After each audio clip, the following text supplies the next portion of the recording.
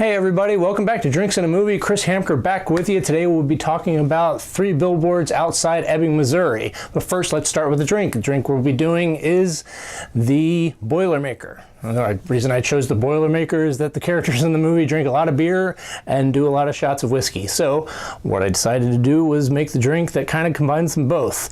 Boilermaker is really simple. Just pour yourself a glass of beer, pour yourself a shot of whiskey, and you can do it either way. You can either do the shot and kind of do the beer as a chaser, or pour the beer and then pour the shot in the beer. I think I'm going to do it that way just to try it out.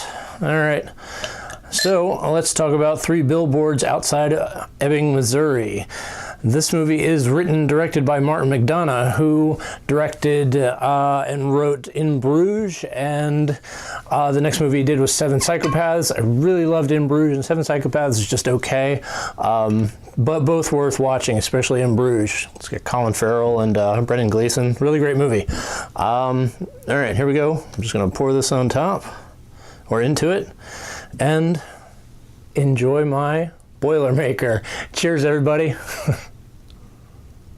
So 3 billboards is about a mother who buys advertising time on 3 billboards in Ebbing, Missouri to spur the local sheriff's department into putting more effort in solving the rape and murder of her teenage daughter.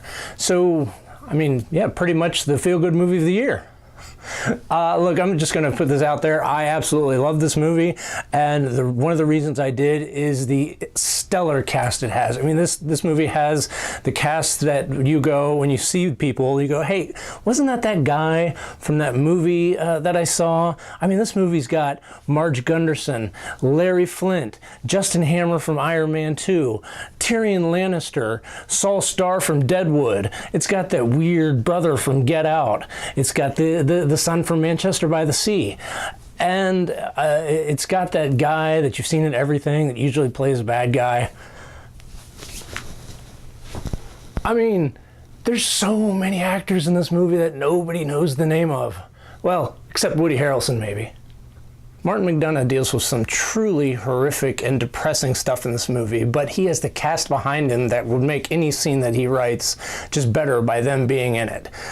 Frances McDormand is truly at the top of her game in this movie as the tenacious mother that will stop at nothing to get justice for her daughter's murder. She is at all times funny, tenacious. You root for her, but yet sometimes you disagree with her methods. But she's just always on and just fantastic in this. Woody Harrelson plays the sheriff in this movie, and he's truly is just a good man at heart, the sheriff, but and has tried to do everything he in his power to solve this murder, but he just feels like there's just nothing more he can do, and you really feel for him both personally and professionally in this movie as an audience member. I mean, Woody Harrelson is just amazing. He's always great, but he's really good in this. And the person I think deserves a nomination for Best Supporting Actor in this is Sam Rockwell, who plays the dim-witted, racist, violent, alcoholic deputy. And yeah, he's all these things. He's a disgusting human being, but yet he finds some way for you to find some way to be sympathetic. I mean, and be endearing at certain points, and that to me is great acting. I've mentioned tone a lot over this year, and some movies got it right and some movies got it drastically wrong. This movie gets it right on every level. I mean, there are moments that are just sad and really pretty much made me cry, and then there are moments of levity that made me laugh. And these moments all come from just authentic human interaction, and that's what's so great about this.